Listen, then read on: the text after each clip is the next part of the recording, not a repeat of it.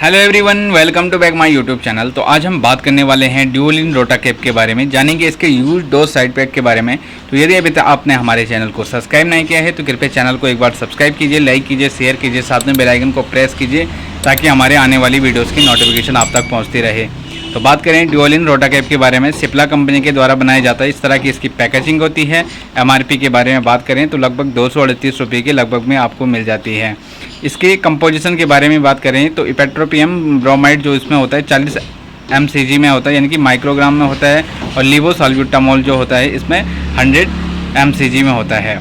अब इसके mechanism of action के बारे में बात करें तो ये दवा किस प्रकार से कार्य करती है। जो इपेट्रोपियम ब्रोमाइड होता है वो एक प्रकार का ब्रोंकोडाइलेटर होता है, यानी कि जो ब्रोंक्यूल्स जो हमारे लंग्स में होता है उनकी जो मसल्स होती हैं उनको डायलेट करने का कार्य करती है। और लीवोसाल्ब्यूटामोल क्या होता है, वो एक एंटीकोलिनर्जिक मेडिसिन कैटेगरी की मेडिसिन है, यानी कि कुल मिला के जो हमारी श्वास की जो एयर की पाइप होती है उसको डायलेट करने का, यानी कि उसको खोलने का, उस जो रास्ता बंद हुआ होता है उसको खोलने का कार्य करती है। अब हम इसके यूज के बारे में बात करें तो इसका यूज अस्थमा में किया जाता है। अस्थमा एक प्रकार की बीमारी होती है जिसमें हमें सांस लेने में दिक्कत होती है, तो उस कंडीशन में इसका प्रयोग किया जाता है।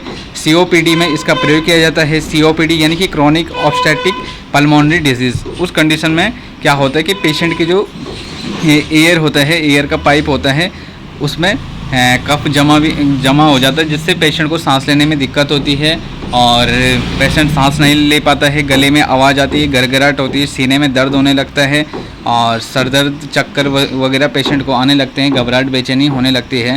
तो उस कंडीशन में सीओपीडी में इसका प्रयोग किया जाता है। तो जब भी पेशेंट को सांस लेने में दिक्कत होती है, पेशेंट पूरी तरह से सांस नहीं ले पाता है और पेशेंट की सांस रुक रुक के आ रही है या पेशेंट को बहुत ज़्यादा बलगम आ रहा है, तो उस कंडीशन में इसका प्रयोग किया जाता है। अब इसके डोज़ के बारे में बात करें तो इसकी जो डोज़ होती है वो डॉक्टर के द्वारा निर्धारित होती है। आप अपने से इस रोटाकेप का इस्तेमाल नहीं करें। जब भी आपके डॉक्टर ने जो आपको प्रिस्क्राइब किया है तो उस कंडीशन में उतनी डोज़ आप पेशेंट को इसकी दे सकते हैं। इसको डोज़ करने का जो तरीका होता है, इसके लिए एक मशीन होती है, रेवोलाइजर मशीन होती है। आप उसमें इस कैप्सूल को डाल के उसमें ले सकते हैं। आपको ये सीधे पानी के द्वारा नहीं लेनी है, आपको उस मशीन में डाल के इसको लेना है। अब इसके साइड इफेक्ट के बारे में बात करें तो इसके कुछ साइड इफेक्ट हो सकते हैं। आपको इसको लेने के बाद हल्की सी खांसी जैसे हो सकती है, डिजीनेस जैसे हो सकता है, हेडेक हो सकता है और स्टमक अपसेट हो सकता है। तो ये इसके डोज और यूज साइड इफेक्ट हैं।